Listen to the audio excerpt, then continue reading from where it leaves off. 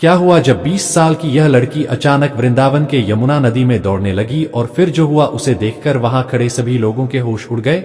आखिर कौन है यह लड़की और कैसे यह लड़की यमुना नदी में दौड़ने लगी और क्या थी यह घटना, जानने के लिए इस वीडियो को बिल्कुल अंत तक देखिएगा। वीडियो शुरू करने से पहले बाके बिहारी जी के सच्चे भक्त कमेंट बॉक्स में राधे कृष्ण जरूर लिखिएगा ताकि बाके बिहारी की कृपा सदैव आप पर बनी रहे और इस चैनल को सब्सक्राइब करना बिल्कुल ना भूले। दोस्तों, ये चमत्कार हुआ था 20 साल की लड़की कविता के साथ। कविता बचपन से ही अनाथ थी। इसका पालन पोषण यमुना घाट पर रहने वाले एक पुजारी जी ने किया था।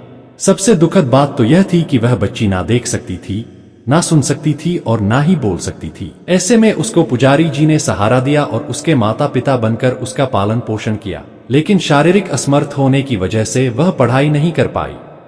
सुबह शाम पुजारी जी के साथ बाके बिहारी जी की पूजा अर्चना करती थी। वही कृष्ण जन्माष्टमी के दिन कविता विशेष रूप से भगवान श्री कृष्ण की सेवा करती थी। दोस्तों, इस बार कविता के साथ कृष्ण जन्माष्टमी के दिन एक ऐसी घटना घटी जिसने उसका पूरा जीवन ही बदल कर रख दिया। दरअसल श्री कृष्ण जन्माष्टमी के दिन कविता यमुना नदी में सुबह का स्नान करके मंदिर में भगवान श्री कृष्ण की पूजा अर्चना कर रही थी। तभी अचानक से मौसम का मिजाज बिगड़ गया और हल्की हल्की बारिश होना शुरू हो गई।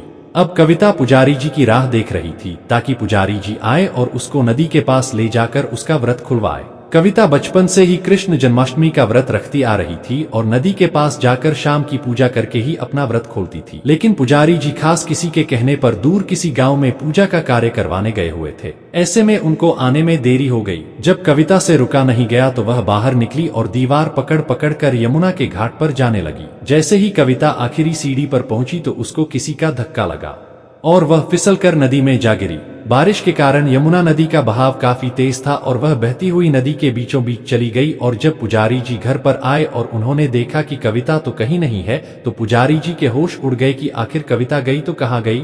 जैसे ही पुजारी जी घाट पर पहुंचे तो लोगों का जमावड़ा देखा तो वह काफी हैरान रह गए। कविता को यमुना नदी के बीचों बीच देखकर पुजारी जी परेशान होकर रोने लगे। वही कविता मन ही मन बाके बिहारी का नाम जपने लगी। काफी देर तक पानी में तैरते रहने के बाद अचानक से कविता को अपने पैरों के पास कुछ महसूस हुआ। उसे ऐसा लग रहा था कि मानो उसके पैरों के नीचे कोई जमीन बन रही है और अचानक से कविता पानी में खड़ी हो गई और चलने लगी। जैसे ही उसको लगा कि वह पानी पर चल सकती है तो वह दौड़ती हुई नदी से घाट तक पहुंच गई। ऐसा चमत्कार देखकर पुजारी और यमुना घाट पर मौजूद लोगों के मुंह खुला के खुला रह गए। आखिर ऐसा कैसे संभव हो सकता है। इसके बाद पुजारी जी ने कविता को गले लगाया और कविता की आंख की रोशनी भी आ गई। कुछ ही देर में उसके मुंह से पहला अक्षर निकला श्री कृष्ण। उस दिन के बाद उस लड़की और उन पुजारी जी को यकीन हो गया कि बाकी बिहारी जी की असीम कृपा उन दोनों पर है। कविता की बदलती जिंदगी देख पुजारी जी भी बहुत खुश हुए और बाके बिहारी जी का शुक्रिया अदा किया। तो आपको यह वीडियो कैसी लगी कमेंट बॉक्स में जरूर बताएं। मिलते हैं नेक्स्ट वीडियो में, जब तक के लिए हर हर महादेव।